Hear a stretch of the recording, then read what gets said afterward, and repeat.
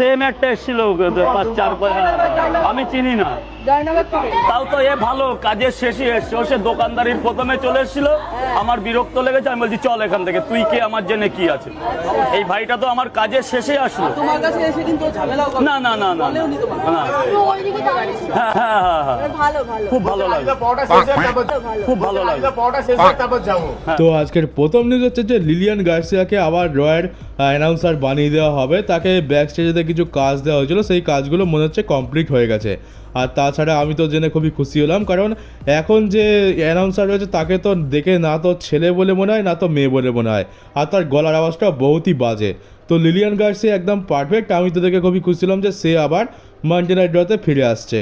আর সারসা ব্যাংকের কাছে যে AEW TBS চ্যাম্পিয়নশিপ রয়েছে তার এখন অফিসিয়ালি সে লংগেস্ট রেনিং চ্যাম্পিয়ন হয়ে গেছে, 510 দিন কমপ্লিট করে দিয়েছে। আর চেলসি গ্রিন তার ফিউচার নিয়ে আপডেট দিয়েছে যে সে ভবিষ্যতে নিজেকে হলিউডে দেখতে চায়। মানে তার এখন রেসলিং জগতে কাজ মিটিয়ে নেওয়ার পর যখন সে হয়তো রেসলিং ছেড়ে দেবে তখন তার এটাই গোল থাকবে যে সে হলিউডে কাজ করবে। আর তাছাড়া দেখতে গেলে মনে তো হচ্ছে যে সে হলিউডের চান্স সহজেই পেয়ে যাবে, কারণ তাকে দেখতে খুবই সুন্দর, আর হলিউডে এইরকম গ্ল্যামারের দাম অনেক বেশি। আর আগের দিন তো তোমাকে বলেছিলাম যে ভিন্স ম্যাকম্যান তার কেস জিতে গেছে, আর সে কোর্টে যখন যাচ্ছিল তখন তাকে দুটো পুলিশ আর তার নিজস্ব সিকিউরিটি গার্ডরা ঘিরে রেখেছিল। আর দেখতে পাচ্ছ ভিন্স ম্যাকম্যানের একটা নতুন লুক, মানে একটা পরিষ্কার ফটো এসছে। তো চারদিকে কালো চুল আর মাঝখান থেকে সাদা চুল। আর সেখানে ভিন্স ম্যাকম্যানের কিছু ফ্যান্সরা ওয়েট করছিল ভিন্স ম্যাকম্যানকে দেখার জন্য, তার থেকে অটোগ্রাফ আর সেলফি নেওয়ার জন্য। তো প্রথমে তো সে চলে যাচ্ছিল, সিকিউরিটি গার্ড আর পুলিশ তাকে ঘিরে রেখেছিল, কিন্তু ভিন্স যখনই দেখে যে তার ফ্যান্সরা দাঁড়িয়ে রয়েছে তার দিকে, মানে তারা অটোগ্রাফ চাইছে, ভিন্স ম্যাকম্যান সিকিউরিটিতে থামায় আর সে নিজে ফ্যান্সদের কাছে যায়, তাদের সাথে সেলফি তোলে, তারপরে অটোগ্রাফ দেয়। আর তারপরে ফ্যান্সরা বলে যে উই লাভ ইউ ভিন্স, এটা একটা ভিডিও আমরা দেখতে পাই। আর তখন ভিন্স ম্যাকম্যান থ্যাংক ইউ বলে। তো দিন দিন ভিন্স ম্যাকম্যানের ফ্যান্স বেড়ে যাচ্ছে। আর আগে তো ফ্যান্স বেশি ছিল, আর যখন থেকে টাকলা ডাব্লিউডব্লিউর কন্ট্রোল নিয়েছে আর হাগা শুরু করেছে, তারপর থেকে ভিন্স ম্যাকম্যানের জন্য সম্মান অনেক বেড়ে গেছে, আর তার ফ্যান্সদের সংখ্যাও অনেক বেড়ে গেছে। ভিন্স ম্যাকম্যানকে যখনই রাস্তায় কোথাও দেখা যায় তখনই তার ফ্যান্সরা তার কাছে গিয়ে অটোগ্রাফ নেয়, সেলফি নেয়। এমনকি ভিন্স ম্যাকম্যান যখন কোর্টে যাচ্ছে তখনও সেখানে তার ফ্যান্সরা উপস্থিত রয়েছে। আর এবার আমাদের জন্য একটা ব্যাড নিউজ রয়েছে, সেটা হচ্ছে যে নভেম্বর আর ডিসেম্বর মাস থেকে ডাব্লিউডব্লিউই আরও 1 ঘন্টা আগে থেকে শুরু হবে। মানে আমরা 5:30 থেকে দেখতাম, এবার 4:30 থেকে শুরু হবে, এমনটা ফাইটফুল সিলেক্টের তরফ থেকে নিউজ এসছে। তো এ তো আমার জন্য তো খুবই খারাপ নিউজ। এক তো শীতকালে একটু ঘুম পায় বেশি, আবার শীতকালে ভোরবেলা নাকি 4:30 উঠতে হবে। আমি তো এমনি লাইভ দেখি না, এবার তো আরোই লাইভ দেখবো না। আর এবারে নাকি ব্রক লেসনারকে নিয়ে ব্যাক স্টেজেতে বহুত একটা হিট দেখা গেছে, আর সবাই মানে অনেকে নাকি খুশি নয় যে ব্রক লেসনার ফিরে এসছে। তো এতদিন পর এদের তার হয়েছে, মানে ব্রক লেসনার সামারস্ল্যামিতে রিটার্ন করলো, রিটার্ন করার পরে সে আবার রিটার্ন করলো, আবার একটা ম্যাচও রেসেল করে চলে গেল, কিছুদিন কেটেও গেল, এখন গিয়ে এদের তার হয়েছে যে ব্রক লেসনার রিটার্ন করেছে। এটা খুব একটা ভালো জিনিস নয়, মানে তার নাম একটা অ্যালিগেশনে জড়িয়েছিল, সেই জন্য এটা এফেক্ট ফেলতে পারে। মানে এ তো যা তা ব্যাপার একটা, এত লোক খুশি হচ্ছে আর এদের নাকি প্রবলেম ব্রক লেসনারকে নিয়ে, বিশেষ করে নাকি কিছু ফিমেল এমপ্লয় রয়েছে তারা আপত্তি করছে। তো আজকাল কি না কি দেখতে হচ্ছে। ব্রক লেসনারের উপর অ্যালিগেশন তো লেগেছিল, তবে অ্যালিগেশনটা যদি সত্যি প্রমাণও হতো তাও এটাই হতো যে ব্রকের কিছু করার কথা ছিল কিন্তু ব্রক করেনি, এটাই প্রমাণ হতো, সে তো আদৌ কিছু করেনি। আর এগুলো বলছেই বা কারা, যাদের বডি কাউন্ট 50 পেরিয়ে গেছে তারা নাকি অন্যের চরিত্রের বিচার করছে, মানে এই আমেরিকানসরাও পারে বটে। তবে ব্রক লেসনার রিটার্ন করার ফলে অনেক বেশি লাভ হয়েছে ডাব্লিউডব্লিউর, অনেক অনেক টাকা তারা কামাতে পারছে। তো যে যাই পারে বলুক, ব্রক তো কোথাও যাচ্ছে না, উল্টে যে ব্রকের এগেনস্টে বলবে তারই চাকরি চলে যাবে। আর আমাদের ডমডম ভাই তার বাবা রে মিস্টেরিওকে তো ট্রিবিউট তো দেয়ই না, কিন্তু তার আরেকটা বাবা যে রয়েছে এডি গারেরো, তাকে তো প্রায় ট্রিবিউট দিয়ে থাকে। তো এডি গারেরো একটা টাইগার মাস্ক ছিল, সেই টাইগার মাস্কটা পরে আমাদের ডমডম ভাই একটা লাইভ ইভেন্টে মাস্কটা পরে এসছে। তোমরা ডান দিকে ফটো দেখতে পাচ্ছ এডি গারেরোর অনেক পুরনো সময়ের ফটো, আর তার পাশেই রয়েছে আমাদের ডমডম ভাই, সেই এডি গারেরোর মাস্কটাই পরে আছে। আর এবার আরও একটা ব্যাড নিউজ জন সিনা রিলেটেড। তো আমরা অনেকে ভাবছি যে জন সিনা তো ডিসেম্বরে রিটায়ার হয়ে যাচ্ছে, কিন্তু ও তো রিটায়ারমেন্ট নয়, এমনি তো রেসলিংয়ে রিটায়ারমেন্ট বলে কিছু হয় না। আমরা জন সিনাকে মাঝে মাঝে অ্যাপিয়ারেন্স করতে দেখতে পাবো, হয়তো বছরে একটা ম্যাচও সে রেসেল করে দিতে পারে যেমনটা আগে করতো, রেসেলমেনিয়াতে কোনো একটা রোলও প্লে করে দিতে পারে, ক্যামিও রোল। কিন্তু জন সিনা এটা কনফার্ম করে দিয়েছে টুইটারেতে, সে টুইট করে জানিয়ে দেয় যে আমি রিটায়ার হচ্ছি, মানে সত্যি রিটায়ার, আমি আর কোনো দিনও ফিরবো না, 13 ডিসেম্বর আমি শেষ ম্যাচ রেসেল করবো, আর তারপরে আর কোনো ম্যাচ নয়, আর রেসলিং জগতে কোনো রিটার্নও নয়। তো এ তো খুবই স্যাড নিউজ। আর জন সিনা এত জোর দিয়ে বলছে যখন, তখন মেনে নিতেই হবে। আর এটাই সত্যি, জন সিনা নিজের কথার খেলাপ খুব একটা করে না। তো ম্যাচের আশা তো ভুলেই যাও, সৌদি আরবে রেসলম্যানিয়া হচ্ছে, ওখানে জন সিনা আসবে, এটার চান্স আরও কমে গেল। কিন্তু যদি চলে আসে ফ্যান্সরা ক্রিটিসাইজ করবে যে তুমি টাকার জন্য বিক্রি হয়ে গেছো, এত বড় বড় কথা বলার পর তুমি আবার রিটার্ন করেছো। তবে এটুকু তো আশা করছি যে মাঝে মধ্যে অ্যাপিয়ারেন্স করে দেবে, আর দু একটা প্রোমো তো কার্ড করতেই পারে। আর ম্যাচ না হয় নাই বা লড়ুক, কিন্তু রেসলম্যানিয়া 40-তে যেমনি কোডি রোডসকে সাহায্য করতে এসেছিল, ওরকম 3-4 বছর ছাড়া ছাড়া একবার তো দেখেই দিতেই পারে। এটা তো আমরা লেজেন্ডের তরফ থেকে এক্সপেক্ট করেই থাকি। আর ডাব্লিউডব্লিউইতে তোমরা একটা জেনে অবাক হবে যে ডাব্লিউডব্লিউইতে স্টোরি লাইন নাকি এআই লিখছে। তো এটা একটা মিম হয়ে গেছিলো যে এত বাজে স্টোরি লাইন কেন হচ্ছে, ডাব্লিউডব্লিউই কি এআইকে দিয়ে কাজ করাচ্ছে? তো ওটা মিম নয়, ওটা সত্যিই হয়ে গেছে এখন। মানে প্রথমে তো আমরা মজা করে বলছিলাম, এখন ওটা সত্যি হয়ে গেছে। ডাব্লিউডব্লিউইর ভেতর থেকে নিউজ এসছে যে এআইকে দিয়ে তাদের স্টোরি লাইন লেখানো হচ্ছে। মানে তারা খাটতেই চায় না একদম, আর এআই যা বলছে তারা তাই করছে। এআইকে বলে দিচ্ছে যে এইরকম একটা ম্যাচ আছে, এদের মধ্যে এই হিস্ট্রি আছে, তো কীরকম স্টোরি লাইন হওয়া উচিত।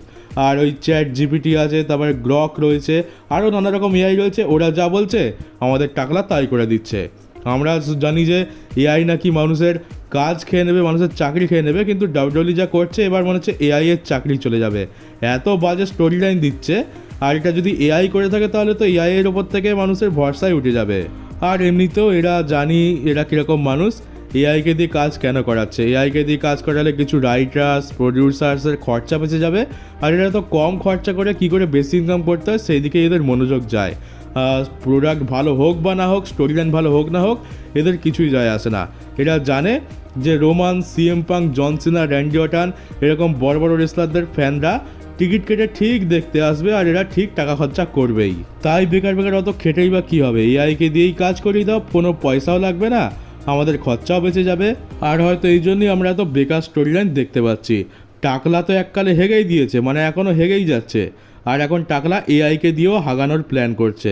মানে টাকলা তো বদনাম হবে, উল্টে এআইকেও বদনাম করে দিয়ে যাবে। এআই আমাদের চাকরি কিনে নেবে, এখানে তো এআই এর চাকরি যেতে বসেছে, এত বাজে কাজ করছে। আর আমাদের ডমডম ভাই জন সিনা 619 নিয়ে একটা স্টেটমেন্ট দেয়। আমরা দেখেছিলাম যে এজে স্টাইলসের সাথে যে জন সিনার ম্যাচটা ছিল, সেখানে জন সিনা 619 লাগাতে যাচ্ছিলো, কিন্তু সেটা কমপ্লিট হয়নি। এজে স্টাইলস মাঝখানে ক্লোজ লাইন মেরে দেয়।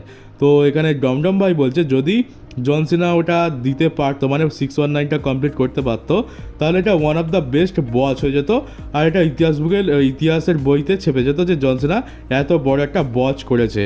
মানে তার মতে জন সিনা 619 লাগাতে পারবে না। তবে আমার এখান থেকে একটা জিনিস তো কনফার্ম হয়ে যাচ্ছে, মানে প্রায় অলমোস্ট কনফার্ম, যে ডমিনিকের সাথে জন সিনার যে ম্যাচটা হবে সেখানে আমরা অবশ্যই দেখতে পাবো যে জন সিনা 619 লাগাচ্ছে। সে রে মিস্টেরিওকে ট্রিবিউট দেওয়ার জন্য তারই ছেলের ওপরে 619 লাগাবে। আর ডমডম ভাই এই যে কথাটা বললো সেটাকে ভুল প্রমাণিত করবে, এরকম একটা মোমেন্ট আমি তো আশা করছি। ডমডমের এগেনস্টে তার বাপেরই ট্রিবিউট তো জন সিনা দেবেই দেবে। আর রে মিস্টেরিও আর জন সিনার সম্পর্ক কত ভালো, এদের হিস্ট্রি কত পুরনো, সে তো আমরা সকলেই জানি। সবার লাস্টে একটা গুড নিউজ রয়েছে, এই নিউজটা ডেভ ম্যারিজারের তরফ থেকে এসছে। তো ডাব্লিউডব্লিউই ক্রিয়েটিভ টিমের মধ্যে এমনটা আলোচনা হচ্ছে যে সার্ভাইভার সিরিজে জন সিনার সাথে ডমডম ভাইয়ের মধ্যে ম্যাচ হবে, আর এই ম্যাচে জন সিনা ডমিনিককে হারিয়ে নতুন ইন্টারকন্টিনেন্টাল চ্যাম্পিয়ন হয়ে যাবে, মানে গ্র্যান্ড স্ল্যাম চ্যাম্পিয়ন হয়ে যাবে। রিটায়ারমেন্টের আগে এটাই তার একটা শেষ কাজ রয়েছে যেটা তার করা বাকি আছে, তো সেটা কমপ্লিট করবে।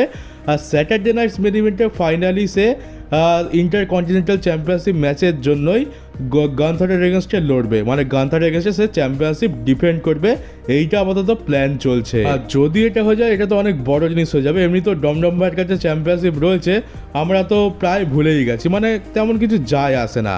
তো জন সিনা যদি জিতে যায় এটা অনেক বড় জিনিস হবে। জন সিনা ইন্টারকন্টিনেন্টাল চ্যাম্পিয়নশিপ জিতে গ্র্যান্ড স্ল্যাম হবে, আর স্যাটারডে নাইটস মেন ইভেন্টে গান্থার এগেনস্টে লড়বে। এবার হচ্ছে যে টাইটেল চেঞ্জ তো খুব একটা সহজে হয় না, আর আমরা ভাববো যে জন সিনার রিটায়ারমেন্ট ম্যাচ, তো এখানে তো গান্থার জিতেই যাবে, টাইটেল চেঞ্জ তো হয়েই যাবে। কিন্তু যদি জন সিনা জিতে যায় ম্যাচটা আর টাইটেল চেঞ্জ যদি না হয়, তাহলে ভাবো যে কী সিনারিও হবে। মানে জন সিনার অ্যাপিয়ারেন্সও শেষ, ম্যাচও শেষ, তার কাছে চ্যাম্পিয়নশিপও রয়েছে, এবার হবেটা কি তাহলে? এরকম একটা সিচুয়েশান তৈরি হয়ে যেতে পারে। তো যদি এটা সত্যি করা হয় তো ডেফিনেটলি নিঃসন্দেহে খুবই ভালো। এখানে জন সিনা চ্যাম্পিয়ন হয়ে যাবে আর লাস্টের ম্যাচের জন্য একটু এক্সাইটমেন্টও বেড়ে যাবে। সে গান্তার এগেনস্টে হচ্ছে, এটা তো খুশি হচ্ছি না আমি, তবে চ্যাম্পিয়নশিপের জন্য হচ্ছে। আর চ্যাম্পিয়নশিপ ম্যাচে কী থাকে সে তো আমরা জানি, চ্যাম্পিয়নের কাছে অ্যাডভান্টেজ থাকে, তাই সেই জন্য একটু এক্সাইটমেন্ট ফিল তো হচ্ছে। এবারে এই ক্রিয়েটিভ প্ল্যানটা এক্সিকিউট হবে কিনা সে তো আমরা জানি না, কারণ ফাইনাল ডিসিশন তো নেয় টাকলা। তো এবার টাকলা বলবে যে না না, এত ভালো প্ল্যান কি করে আমি এক্সিকিউট করতে দিই, আমি তো জনসনের পুরো রিটায়ারমেন্ট ট্যুরটাই হেগে ভরিয়ে দিয়েছি, তো এখানে আমি হাঁকতে কেন ছাড়বো, আমি এখানেও হাঁকবো। আর এই টাকলার জন্যই আমার বেশি কিছু আশা রাখতে ইচ্ছা করে না, যতবারই আশা রাখি ততবারই দেখি যে ড্রু ম্যাকিন্টায়ারের মতো আমাদের মাথাতে একটা গুয়ের বালতি উপর করে দিয়ে টাকলা চলে যায়। তো আমি তো এখানে কোনো আশা রাখছি না, একমাত্র সার্ভাইভার সিরিজ যদি ম্যাচটা অফিসিয়াল হয় তাহলে 50% কনফার্ম হয়ে যাব, আর তারপরে যদি ম্যাচটা জনসনরা জিতে যায় তাহলে 100% কনফার্ম হয়ে যাব। তো সার্ভাইভার সিরিজের আগে কিছু বলা তো যাচ্ছে না।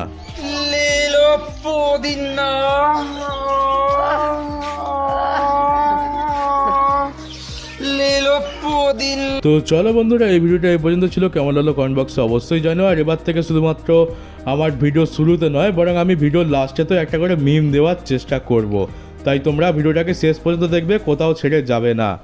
আর নতুন হতে থাকলে চ্যানেলটাকে সাবস্ক্রাইব করে নোটিফিকেশন বেলটাকে অবশ্যই অন করে দিও, আর পারলে ভিডিওটাকে শেয়ারও করে দিও। তো চলো এবার দেখা হবে WWE আর AEW নতুন একটা নিউজ ভিডিওতে।